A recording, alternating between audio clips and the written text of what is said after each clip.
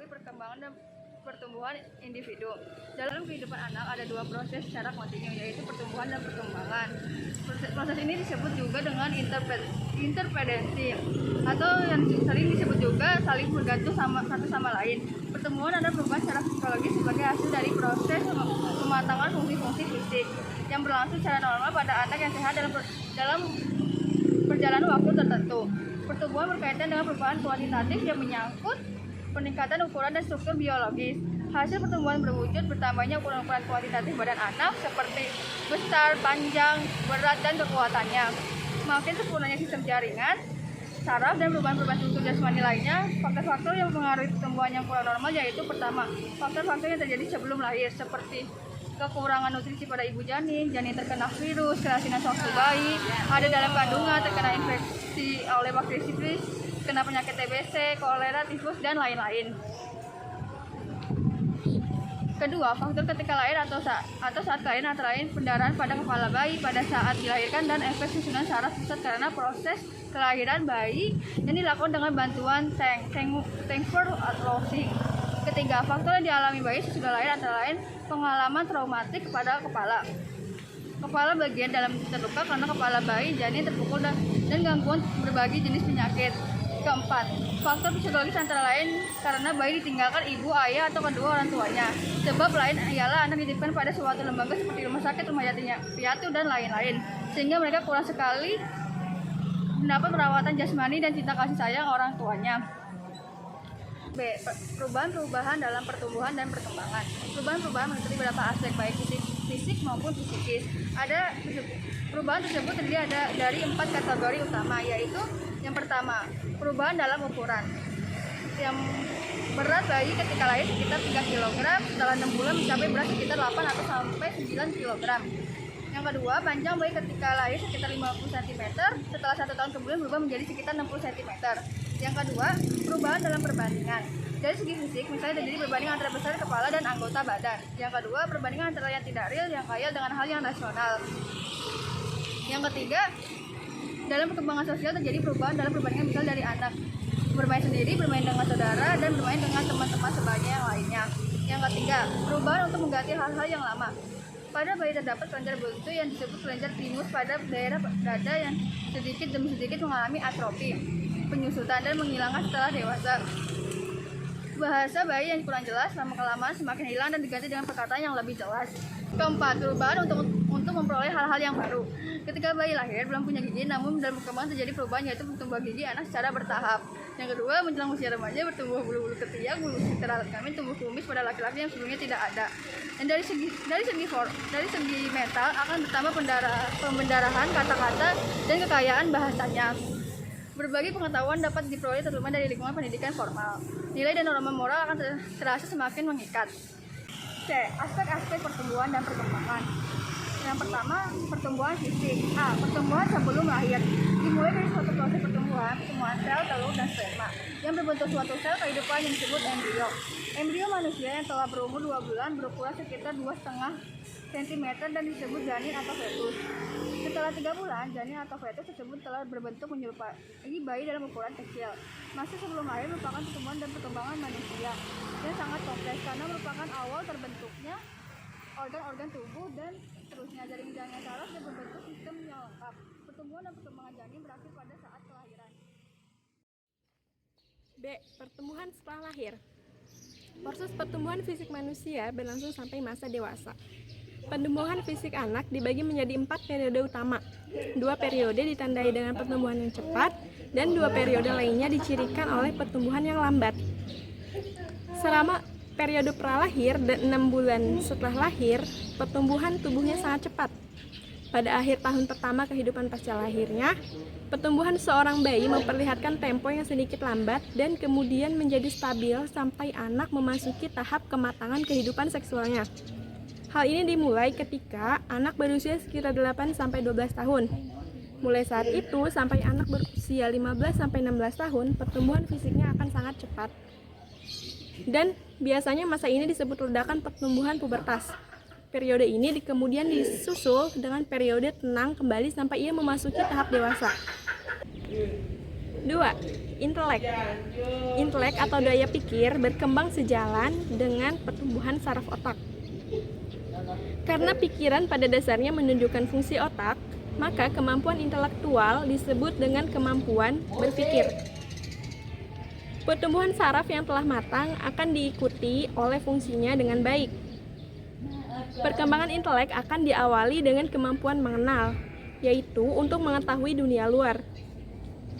Perkembangan lebih lanjut ditunjukkan pada perilakunya, yaitu tindakan menolak dan memilih sesuatu. Fungsi ini terus berkembang mengikuti kekayaan pengetahuannya tentang dunia luar dan proses belajar yang dialaminya. Perkembangan kemampuan berpikir ini dikenal pula sebagai perkembangan kognitif. Nah, perkembangan kognitif seseorang menurut Piggott Sarlito tahun 1991 mengikuti tahap-tahap sebagai berikut. Tahap pertama, yaitu masa sensori motor, dari umur 0 sampai 2,5 tahun, yaitu masa ketika bayi mempergunakan sistem penginderaan dan aktivitas motorik untuk mengenal lingkungannya. Tahap kedua, yaitu masa praoperasional, dimulai dari umur 2 sampai 7 tahun. Ciri khas pada masa ini adalah kemampuan anak menggunakan simbol yang mewakili suatu konsep. Kemampuan simbolik ini memungkinkan anak melakukan tindakan-tindakan yang berkaitan dengan hal-hal yang telah lewat. Misalnya, seorang anak yang pernah melihat dokter berpraktik akan bisa bermain dokter-dokteran, kayak gitu. Nah, tahap yang ketiga yaitu masa konkreto, preposisional, yaitu dari umur 7 sampai 11 tahun. Pada tahap ini, anak sudah dapat melakukan berbagai macam tugas yang konkret. Nah, anak mulai mengembangkan 3 macam operasi berpikir, yaitu identifikasi, yaitu mengenali sesuatu, negasi, mengingkari sesuatu, dan reprokasi, yaitu mencari hubungan timbal balik antar beberapa hal. Tahap yang keempat, yaitu masa operasional, dari umur 11 sampai dewasa. Dalam usia remaja, seseorang sudah mampu berpikir abstrak dan hipotesis. Pada tahap ini, seseorang sudah mampu memperkirakan apa yang mungkin terjadi. 3. Emosi. Emosi merupakan gejala perasaan disertai dengan perubahan atau perilaku fisik, seperti marah yang ditunjukkan dengan teriakan suara keras, dan seorang yang gembira akan melonjak-lonjak sambil tertawa. Yang keempat, itu sosial. Sejak lahir itu bayi sangat membutuhkan bantuan atau asuhan orang lain, yaitu ibunya, ayahnya, dan orang-orang dalam keluarga. Dalam perkembangan selanjutnya, ia mulai mengenal dan bergaul dengan orang-orang di sekitarnya. Akhirnya, manusia mengenal kehidupan bersama, kemudian bermasyarakat. Dalam perkembangannya, setiap orang akhirnya mengetahui bahwa manusia itu membantu dan dibantu, memberi dan diberi. Yang kelima, yaitu bahasa. Fungsi bahasa adalah sebagai alat komunikasi. Setiap orang senantiasa berkomunikasi dengan orang-orang di sekitarnya. Bicara adalah bahasa suara, bahasa lisan. Dalam perkembangan awal, bayi menyampaikan isi pikiran atau perasaannya dengan tangis atau ocehan. Seorang bayi yang telah berusia 6-9 bulan mulai berkomunikasi 1 kata atau 2 kata. Demikian seterusnya, anak mampu menyusun kata-kata dan kalimat. Hukum-hukum pertumbuhan dan perkembangan. Yang pertama, hukum Chapha-Lowes-Choudal. Hukum ini berlaku pada pertumbuhan fisik yang menyatakan bahwa pertumbuhan fisik organisme dimulai dari kepala ke arah kaki. Yang kedua yaitu hukum Proximodistal. Menurut hukum ini, pertumbuhan fisik berpusat pada sumbu dan mengarah ke tepi. Terus yang ketiga yaitu perkembangan terjadi dari umum ke khusus. Pada setiap aspek terjadi proses perkembangan yang dimulai dari hal-hal yang umum, kemudian sedikit demi sedikit meningkat ke hal-hal yang khusus. Yang keempat yaitu perkembangan berlangsung dalam tahapan-tahapan perkembangan. Dalam perkembangan terjadi tahapan yang terbagi-bagi dalam masa perkembangan. Yang kelima yaitu hukum tempo dan ritme perkembangan. Cepat atau lambatnya suatu masa perkembangan dinilai menjadi ciri yang menetap sepanjang karakteristik pertumbuhan dan perkembangan remaja. Untuk menghindari kesimpang siuran dan kesalahpahaman dalam penggunaan istilah, sebaiknya istilah remaja dijelaskan terlebih dahulu. Dalam bahasa Indonesia sering pula atau pubertas Belanda berasal dari bahasa Latin, yaitu pubertas yang berarti usia kedewasaan, the age of manhood. Istilah ini berkaitan dengan kata Latin lainnya, pubescere, yang berarti masa pertumbuhan rambut di daerah tulang putih di wilayah kemaluan. Penggunaan istilah ini lebih terbatas dan menunjukkan mulai berkembang dan tercapainya kematangan seksual. Pubescere dan puberti sering diartikan sebagai masa tercapainya kematangan seksual jauh dari aspek biologisnya. Istilah adolescentia berasal dari kata Latin adolescentis. Dengan adolescentia dimaksudkan masa muda. Adolescentia menunjukkan masa yang tercepat antara usia 12 sampai 22 tahun dan mencakup seluruh perkembangan psikis yang terjadi pada masa tersebut. Di Indonesia, baik istilah pubertas maupun adolescentia dipakai dalam arti umum dengan istilah yang sama, yaitu remaja. Remaja itu sulit didefinisikan secara mutlak. Oleh karena itu, dicoba untuk memahami remaja dari berbagai sudut pandang, antara lain menurut hukum, perkembangan fisik, WHO, psikologi, dan pengertian remaja menurut pandangan masyarakat Indonesia. Pertama, ada remaja menurut hukum. Konsep remaja bukan diambil dari ilmu hukum, melainkan dari ilmu sosial lainnya, seperti antropologi, sosiologi, psikologi, dan pedagogi. Di dalam hukum itu sendiri, hanya ada satu undang-undang yang menyatakan tentang remaja, yaitu Pasal 7 Undang-Undang Nomor 1 Tahun 1974 tentang perkawinan, di mana di situ menyatakan bahwa usia minimal seorang remaja menikah adalah 16 tahun dan untuk laki-laki 19 tahun. Yang kedua, ada remaja ditinjau dari sudut perkembangan fisik. Menurut ilmu kedokteran dan ilmu-ilmu lain yang terkait, remaja ini merupakan proses perkembangan pada manusia, di mana ditandai dengan berkembangnya alat reproduksi. Secara anatomis, alat reproduksi ini akan terlihat sempurna, baik fisik maupun fungsinya. Maka dari itu diperlukan adanya pembinaan agar tidak terjadi kegiatan asusila yang dilakukan oleh remaja. Tanda-tanda remaja ini juga tidak bisa ditentukan titik awalnya, karena tidak semua memiliki tanda-tanda yang sama pada usia yang sama. Seperti contohnya, seorang wanita pertama kali menstruasi, ada yang di umur 9 sampai 10 tahun, ada pula yang mengalaminya saat umur 17 tahun. Dalam konteks ini, tidak bisa dikaitkan antara sosial psikologis dengan definisi yang universal. Yang ketiga, ada batasan remaja menurut World Health Organization (WHO) atau Organisasi Kesehatan Internasional. Remaja adalah suatu masa pertumbuhan dan perkembangan, di mana A. individu berkembang dari saat pertama kali ia menunjukkan tanda-tanda seksual sekundernya sampai saat ia mengalami kematangan seksual. B. individu mengalami perkembangan psikologi dan pola identifikasi dari kanak-kanak menjadi dewasa. Yang C. terjadi peralihan dari ketergantungan sosial ekonomi yang penuh kepada keadaan yang relatif lebih mandiri. Yang keempat, ada remaja ditinjau dari faktor sosial psikologis. Puncak perkembangan jiwa itu ditandai dengan adanya proses perubahan dari kondisi entropi ke kondisi mezentropi. Entropi adalah keadaan di mana kesadaran manusia masih belum tersusun rapi, walaupun sudah banyak isinya seperti pengetahuan, perasaan, dan sebagainya.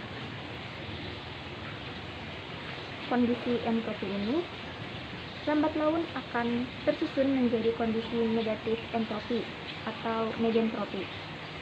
Kondisi mezentropi adalah kondisi di saat kesadaran tersusun dengan baik, pengetahuan yang satu terkait dengan yang lain, atau perasaan dan sikapnya. Orang dalam keadaan mezentropi ini akan merasa dirinya sebagai individu yang penuh dan tidak butuh lagi bimbingan orang lain karena dia merasa sudah memiliki tanggung jawab untuk melaksanakan kehidupannya sendiri.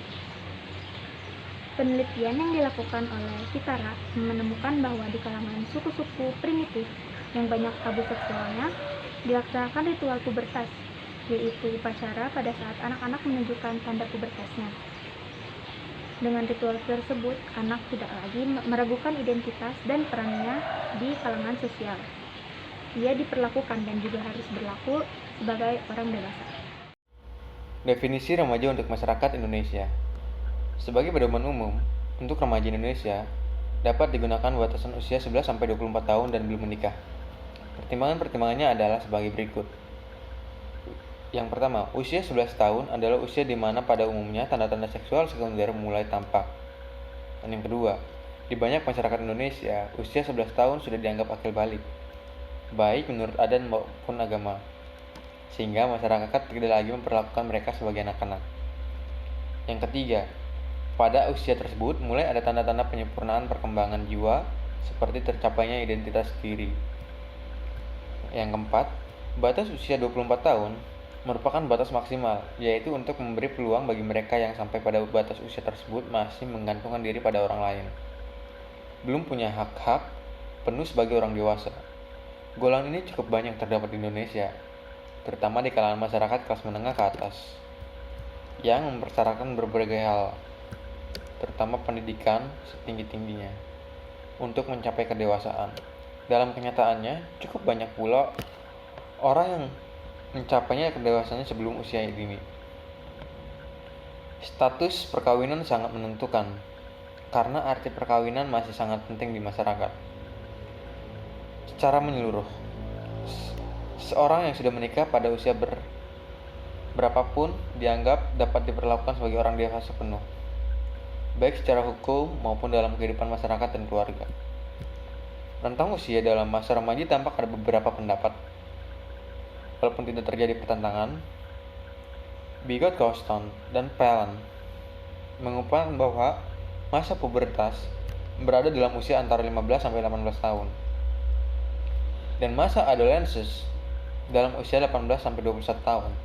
Menurut Harlock, rentangan usia remaja itu antara 13-21 tahun, yang dibagi pula dalam usia masa remaja awal 13 atau 14-17 tahun, dan remaja akhir 17-21 tahun.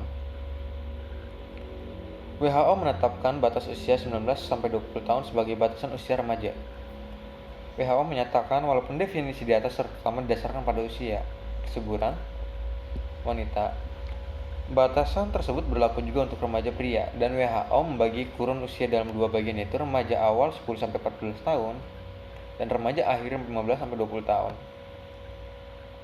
Perserikatan Bangsa-Bangsa sendiri menetapkan usia 15-24 tahun sebagai usia pemuda dalam rangka keputusan mereka untuk menetapkan tahun 1985 sebagai Tahun Pemuda Internasional. Di Indonesia, batasan remaja yang mendekati batasan PBB tentang pemuda adalah kurun usia 14-24 tahun yang dikemukakan dan digunakan dalam sensus penduduk 1980. Mengingat saat mulainya masa remaja yang sangat dipengaruhi oleh perbedaan-perbedaan perorangan, maka penentuan umur saja belum cukup untuk mengetahui apakah suatu tahap perkembangan baru telah atau belum mulai. Penggolongan remaja yang semata-mata berdasarkan usia saja tidak memberlakukan remaja yang keadaan sosial psikologisnya berlain-lainan. Seorang remaja berada pada batas peralihan kehidupan anak dan dewasa. Tubuhnya kelihatan sudah dewasa, akan tetapi bila diperlakukan seperti orang dewasa, ia gagal menunjukkan kedewasaannya. Pada remaja sering terlihat adanya yang pertama, kegelisahan, keadaan yang tidak tenang menguasai diri remaja. Mereka mempunyai banyak macam keinginannya yang tidak selalu dapat dipenuhi. Di satu pihak, ingin mencari pengalaman karena diperlakukan untuk menambah pengetahuan dan keluasan dalam tingkah laku. Di pihak lain, mereka merasa diri belum mampu melakukan berbagai hal.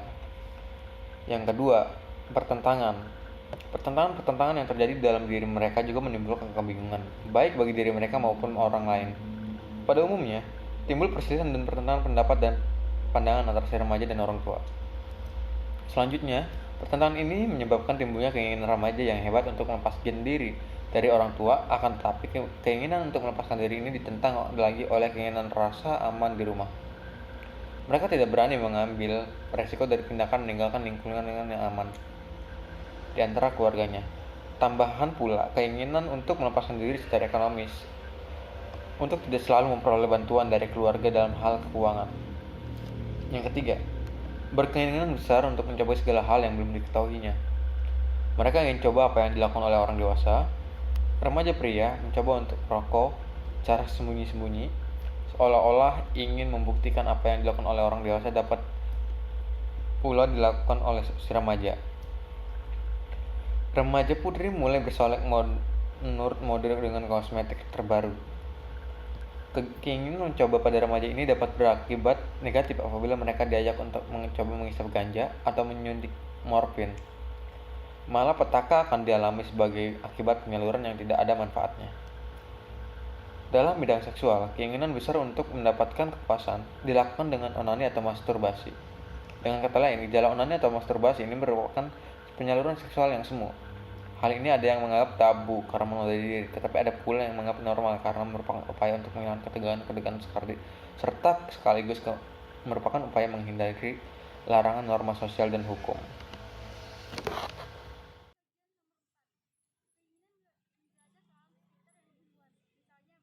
Misalnya melibatkan diri dalam kegiatan pramuka, kelompok atau himpunan pencipta alam atau HIPA dan sebagainya. Keinginan menjelajah dan mendidik ini dapat disalurkan dengan baik kepada kegiatan yang bermanfaat. Nomor 5. Menghayal dan berfantasi. Remaja banyak berbicara mengenai prestasi dan kata-kata. Khayalan dan fantasi tidak selalu bersifat negatif, namun dapat juga bersifat positif. 6. Aktivitas berkelompok. Kebanyakan remaja-remaja menemukan jalan keluar dari kesulitan-kesulitannya dengan berkumpul, melakukan kegiatan bersama, mengadakan penjelajahan secara berkelompok. Keinginan berkelompok ini tumbuh sedemikian besarnya dan dapat dikatakan merupakan ciri masa remaja. F. Tugas-tugas perkembangan.